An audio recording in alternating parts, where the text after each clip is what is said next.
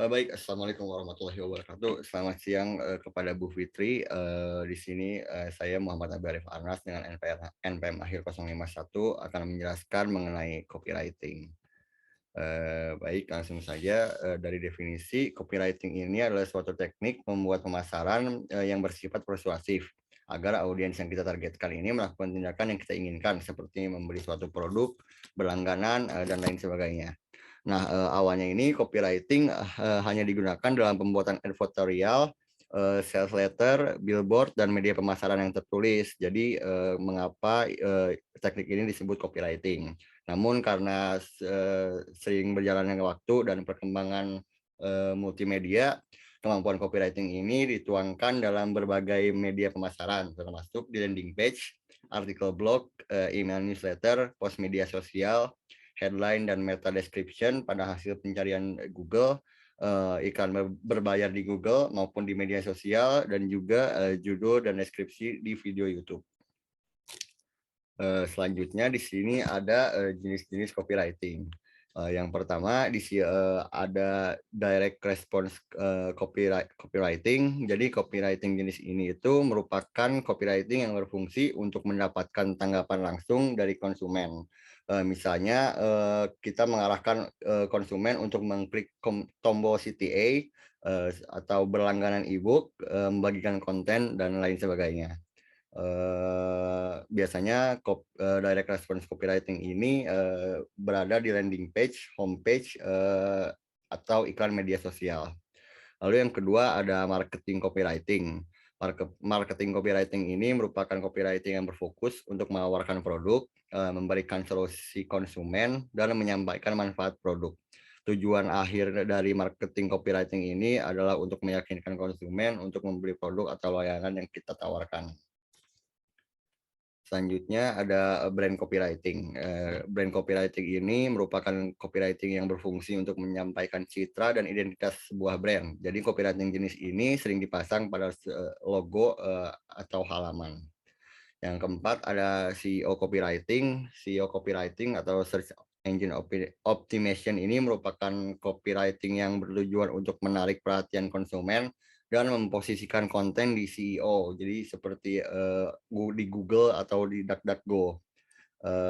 Biasanya SEO copywriting ini digunakan pada deskripsi produk di landing page atau di kategori produk.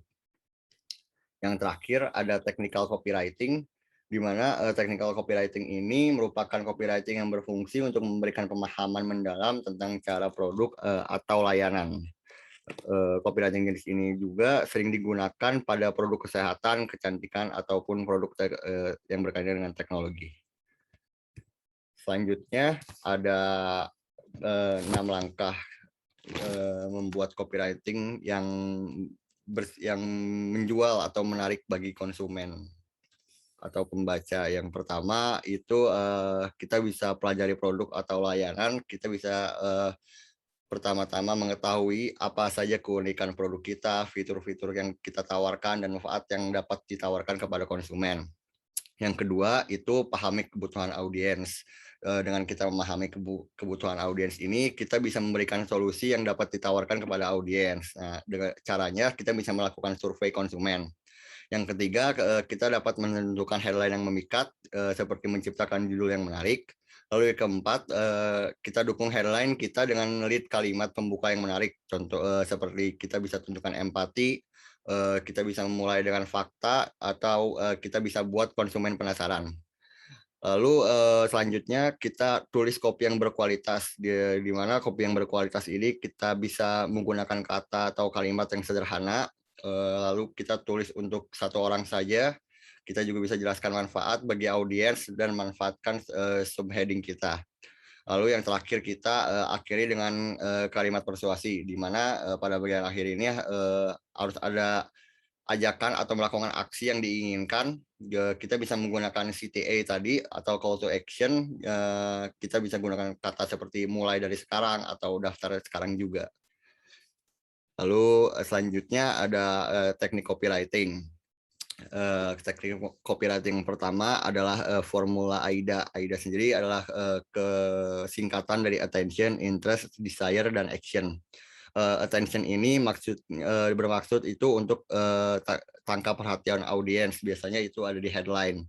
Lalu yang kedua interest, gunanya itu untuk membuat audiens penasaran, itu sebagai lead. Lalu yang desire, gunanya itu untuk membuat audiens ini menginginkan manfaat yang ditawarkan, itu copy. Lalu yang terakhir action, di mana kita mengajak audiens untuk mendapatkan manfaat tersebut, yang termasuk call to action tadi.